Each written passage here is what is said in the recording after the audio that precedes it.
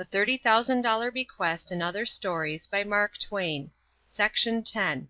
A Telephonic Conversation. Consider that a conversation by telephone, when you are simply sitting by and not taking any part in that conversation, is one of the solemnest curiosities of modern life. Yesterday I was writing a deep article on a sublime philosophical subject while such a conversation was going on in the room. I notice that one can always write best when somebody is talking through a telephone close by. Well, the thing began in this way. A member of our household came in and asked me to have our house put into communication with Mr. Bagley's downtown. I have observed in many cities that the sex always shrink from calling up the central office themselves. I don't know why, but they do. So I touched the bell, and this talk ensued. Central Office. Gruffy. Hello. I. Is it the Central Office? Central Office. Of course it is. What do you want? I. Will you switch me on to the Bagleys, please? Central Office. All right, just keep your ear to the telephone. Then I heard k-look, k-look, k-look, cluck, cluck, cluck, look, look, then a terrible gritting of teeth, and finally a piping female voice. Yes? Rising inflection. Did you wish to speak to me? Without answering, I handed the telephone to the applicant and sat down.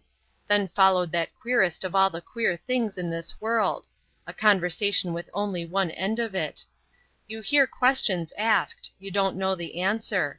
You hear invitations given, you hear no thanks in return. You have listening pauses of dead silence, followed by apparently irrelevant and unjustifiable exclamations of glad surprise or sorrow or dismay. You can't make head or tail of the talk, because you never hear anything that the person at the other end of the wire says. Well, I heard the following remarkable series of observations, all from the one tongue, and all shouted, for you can't ever persuade the sex to speak gently into a telephone. Yes? Why, how did that happen? Pause. What did you say? Pause. Oh, no, I don't think it was. Pause. No. Oh, no, I didn't mean that. I meant put it in while it's still boiling, or just before it comes to a boil. Pause. What? Pause. I turned it over with a backstitch on the selvage edge. Pause. Yes, I like it that way too, but I think it's better to baste it on with Valenciennes or bombazine, or something of that sort. It gives it such an air, and attracts so much noise. Pause. It's 49th Deuteronomy, 64th to 97th inclusive. I think we ought all to read it often. Pause. Perhaps so. I generally use a hairpin. Pause. What did you say? Aside. Children, do be quiet. Pause. Oh, B flat! Dear me, I thought you said it was the cat. Pause. Since when? Pause. Why, I never heard of it. Pause. You astound me. It seems utterly impossible. Pause. Who did? Pause.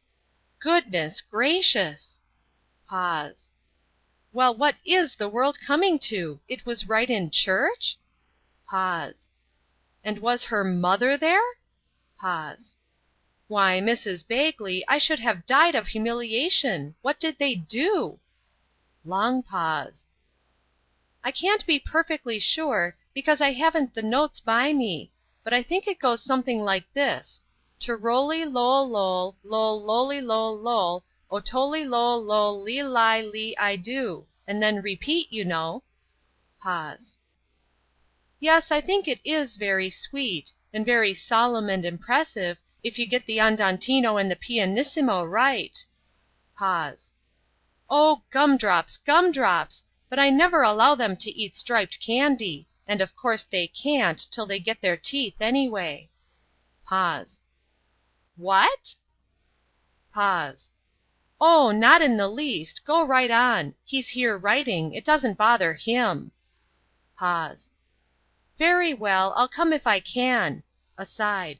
Dear me, how does it tire a person's arm to hold this thing up so long? I wish she'd... Pause. Oh, no, not at all. I like to talk. But I'm afraid I'm keeping you from your affairs. Pause. Visitors? Pause. No, we never use butter on them. Pause. Yes, that is a very good way. But all the cookbooks say they are very unhealthy when they are out of season, and he doesn't like them anyway, especially canned. Pause. Oh, I think that is too high for them. We have never paid over 50 cents a bunch. Pause. Must you go? Well, good-bye. Pause. Yes, I think so. Good-bye. Pause. 4 o'clock then. I'll be ready. Good-bye. Pause. Thank you ever so much. Good-bye.